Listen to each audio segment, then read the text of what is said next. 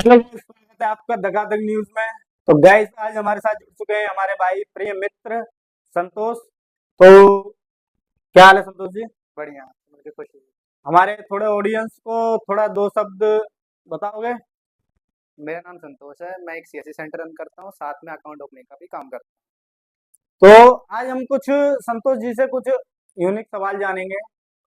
जैसे भाई जी खाते भी खोलते हैं, तो सर कौन से खाता लोगों को खुलवाने चाहिए, कौन से में फायदा, मतलब कुछ डिटेल दीजिए हमारे थोड़ा दर्शकों को। हूँ। आमतौर पर खाते तो बैंक में खुलवाए जाते हैं कि पैसे जमा किए जाए, लेकिन क्या होता है ना कि लोगों को यही नहीं पता होता कि उसको कौन सा खाता खुलवाना चाहिए ताकि उसको बेनिफिशियल हो हाँ। सके उसके लिए।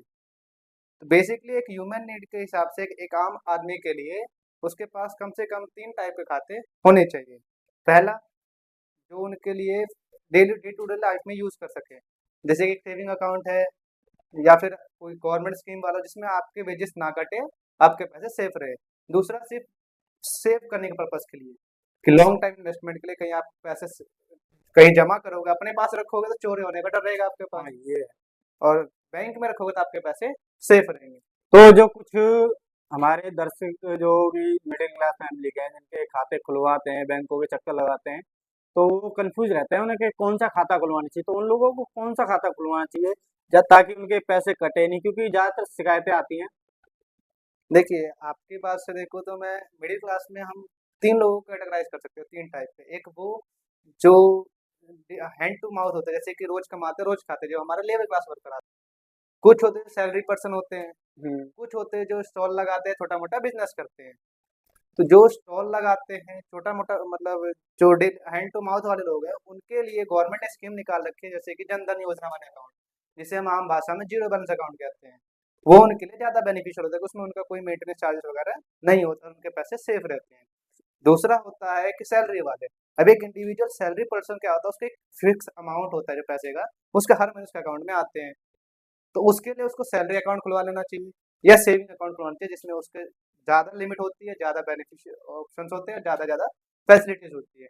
थर्ड आता है आपका बिजनेस वाला। जो बंदा छोटा मोटा बिजनेस करता है तो उसके लिए करंट अकाउंट खुलवाना चाहिए। लेकिन करंट अकाउंट में भी टाइप होते हैं, तो आपको कम से कम जो सबसे छोटा हो, जिसमें आपका मेंटेनेंस कम हो, वो खुलवाना चाहिए।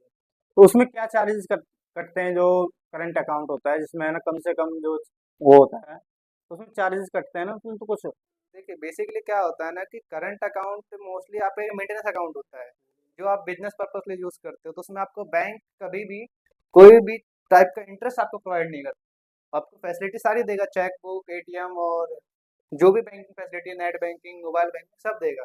लेकिन आपको वो आपसे इस चीज़ के लिए चार्ज करेगा, क्योंकि उसमें आप पैसे सेव नहीं कर रहे हो, वो करंट है, क्योंकि पैसा का फ्लो आ रहा है जा रहा है, आ रहा है जा रहा है। तो वो एक बिजनेसमैन के लिए होता है, क्योंकि वो क्या करता है ना कि ब्लैक मनी को बचाने के लिए उसको करंट अकाउंट लेना चाहिए। अब मान लो आप नगद किसी से व्यापार करते हो, तो आपके पास कोई सबूत नहीं होता है कि आपने किसको कितने पैसे दिए, किससे कितने लिए। लेकिन किसी बैंक के थ्रू अगर कोई काम कर रहे हो तो उसका एक एंट्री होता है, उसका एक मेंटेनेंस होता है।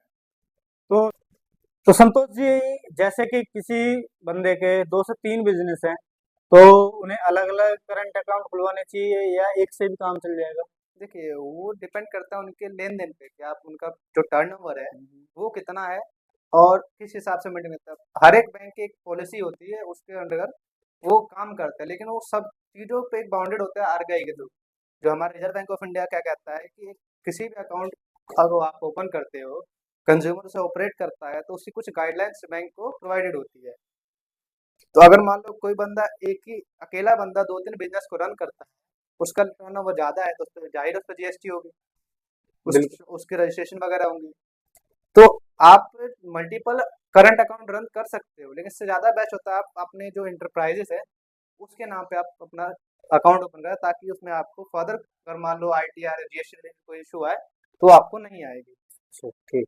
मतलब जो हमारी आम जनता है, जो कि लोग जैसे रेहड़ी लगा रहे हैं, जो वो लगा रहे हैं, जो इनकी कई बार है ना समस्या आती है, इन्हें पता नहीं होता कि कौन से बैंक को वो किस मतलब किस कैटेगरी का खाता खुलवाएं। तो कई बार सेविंग खाता, करंट खाता खुलवा लेते हैं, जिसमें है ना चार्जेस कटते हैं, फिर लोग परेशान होते हैं। तो उन लोगों को हमेशा जीरो बैलेंस खाता खुलवाना चाहिए। हाँ, जिनके पास जो सिर्फ सेविंग के पर्पज से अपना अकाउंट ओपन करवाना चाहते हैं, कि ताकि मैं अपने पैसे कुछ बचा सकूँ इन फ्यूचर, उसका यूज़ कर सकूँ, उनके लिए जीरो बैलेंस बहुत बेस्ट है। ये गवर्नमेंट की एक अच्छी स्कीम है जिसके अकॉर्डिंग पहले जीरो बैलेंस अकाउंट बैंक में ओपन नहीं होते थे। अब गवर्नमेंट के आने से स्कीम लाई है कि एटलीस्ट हर एक बंदे के पास, हर एक नागरिक के पास अपना एक खाता हो, ताकि पूरा all over the India globally विकसित हो सके, डिजिटल हो जो सके। जैसे कि जीरो बैलेंस खाता है तो लोगों की शिकायत आती है, जैसे हम पैसे अगर ना रखें खाते में तो उसमें चार्जेस कटने लग जाते हैं, माइनस में चला जाता खाता है, ऐसा कुछ होता है? जीरो बैलेंस जो आप नाम बोल रहे हो, हाँ। इसका ये सिग्निफाई कर रहा है कि अगर आपके अकाउंट में बैलेंस नहीं है, बिल्कुल जीरो है, नील है, तो भी बैंक आपसे किसी भी चीज को लेकर के उस पर चार्जेस नहीं कर सकती। आपका अकाउंट माइनस में नहीं होता, इसलिए उसे जीरो बैलेंस कहते हैं। बेसिकली इसका जो नाम है वो है जन धन योजना, या प्राइम मिनिस्टर ऑफ जो हमारा इंडिया है, उन्होंने इसे इनॉग्रेट किया था, ताकि जो भी नीचे दबके के लोग हैं उनके लिए बेनिफिशियल हो सके। तो संतोष जी, एक लास्ट सवाल और है, जैसे कि बैंक में हमारे मित्र कुछ सहजन जो जाते हैं, जैसे कि बैंक कर्मचारी उन्हें कहते हैं कि लंच के बाद आना, या लंच, ये अभी घंटे लंच चल रहा है, तो ये बैंक में कितने घंटे का लंच होता है और कब तक होता है, कुछ बताना चाहोगे दर्शकों को? देखिए, आरबीआई के अकॉर्डिंग है ना, किसी भी बैंक में हम्म। कोई लंच टाइम नहीं होता है। अच्छा। आरबीआई कहती है कि अगर आप किसी बैंक में गए हो, आपको कोई काम करवाना है, तो आपको कोई बंदा, कोई भी एम्प्लॉय आपको ये नहीं कह सकता कि सर अभी लंच टाइम चला, 2 मिनट वेट कीजिए। आरबीआई की गाइडेंस सिंपल है कि अगर बैंक में आप आए हो तो आपका काम वो करेंगे। रही बात उनके लंच टाइम की, तो बैंक, आरबीआई कहती है कि अगर कोई बंदा लंच करने जा रहा है उस पर्टिकुलर एम्प्लॉय के, हाँ। उसके जगह पे कोई ना कोई सब्स्टिट्यूट होना चाहिए। बैंक में लंच नाम की कोई चीज नहीं अच्छा, होती है। जो जैसे कि लंच जिसको करना है वो एक एक करके चला जाए, हाँ, अपना लंच कर ले, बाकी लंच टाइम कोई नहीं होता। तो और कस्टमर इंतजार नहीं करेगा, कस्टमर को सर्व करने का काम बैंक। तो धन्यवाद संतोष जी, आपने हमारे स्टूडियो पर आने का कष्ट किया और लोगों तक अपनी महत्वपूर्ण जानकारियां दी। मिलते हैं किसी नई वीडियो में किसी नए टॉपिक के साथ। तो दोस्तों, एक शिकायत और है, वीडियो को लाइक कर दिया करो, कमेंट कर दिया करो, सब्सक्राइब भी कर दिया करो, ताकि थोड़ा मुझे कॉन्फिडेंट मिले वीडियो बनाने का। तो मिलते हैं किसी नई वीडियो में किसी नए टॉपिक के साथ, तब तक के लिए जय हिंद, जय भारत।